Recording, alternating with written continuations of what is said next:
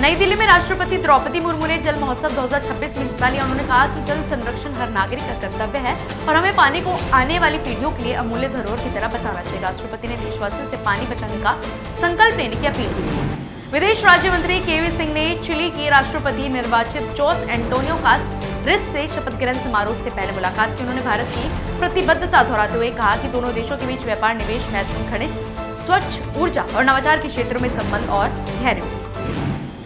केरल के एर्नाकुलम में प्रधानमंत्री नरेंद्र मोदी ने लगभग 11,000 करोड़ रुपए की विकास परियोजना का उद्घाटन किया। उन्होंने कोची रिफाइनरी में पॉलीप्रोपाइलीन यूनिट की नींव रखी, जो हर साल 4 लाख टन उत्पादन करेगी। पीएम मोदी ने कहा कि पेट्रोलियम सेक्टर का विस्तार मेक इन इंडिया के लिए बेहद जरूरी है। तिरुचिरापल्ली में बीजेपी चुनाव प्रभारी पीयूष गोयल ने कहा कि एनडीए अगली बार भ्रष्ट स्टालिन सरकार को हटाकर बड़ी जीत हासिल करेगी। उन्होंने उदयनिधि स्टालिन को जनता द्वारा अस्वीकार बताया और टैक्स स्कैम व कानून व्यवस्था पर हमला बोला। गोयल ने दावा किया कि एडप्पदी पलानीस्वामी के नेतृत्व में एनडीए सरकार बनेगी और गठबंधन पूरी तरह सुरक्षित है।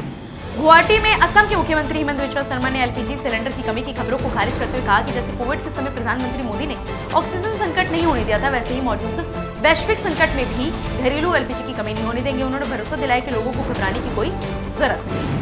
हरियाणा के मुख्यमंत्री नैब सिंह सैनी ने कहा कि प्रवासी भारतीय हमारी शान है और वे देश व राज्य की तरक्की में अहम भूमिका निभाते हैं। संत कबीर कुटीर में Indo Canada chamber of commerce की प्रतिनिधि से मुलाकात में शिक्षा, कौशल विकास, कृषि और स्वास्थ्य पर चर्चा की गई। लोकसभा में विपक्ष के नेता राहुल गांधी ने कहा कि जब भी वे बोलने के लिए खड़े होते हैं, उन्हें रोका जाता है। उन्होंने जोर देकर कहा कि लोकसभा किसी एक पार्टी की नहीं बल्कि पूरे देश की है। ये बयान उन्होंने स्पीकर ओम बिरला को हटाने के प्रस्ताव पर चल रही बहस के दौरान दी।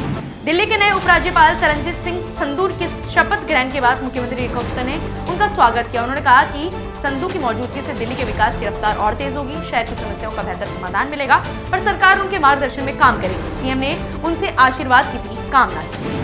चमोली में उत्तराखंड के मुख्यमंत्री पुष्कर सिंह धामी ने कहा कि देवभूमि परिवार योजना का उद्देश्य राज्य की सांस्कृतिक और धार्मिक पहचान को सुरक्षित रखना है। उन्होंने बताया कि इस योजना से देवभूमि का मूल अस्तित्व और देवत्व आने वाले समय में प्रभावित न हो, इसी सोच के साथ इसे लागू किया गया है। धामी ने इसे बेहद महत्वपूर्ण योजना बताया। लोकसभा में स्पीकर ओम बिरला को हटाने के प्रस्ताव पर चर्चा के दौरान केंद्रीय मंत्री किरेन रिजिजू ने कहा कि आरोप लगाते समय बेहद सावधानी बरतनी चाहिए। उन्होंने कहा कि स्पीकर सदन में मौजूद नहीं है, इसलिए लगाए गए आरोपों पर वे तुरंत स्पष्टीकरण नहीं दे सकते। रिजिजू ने सदन में जिम्मेदारी से बोलने की अपील।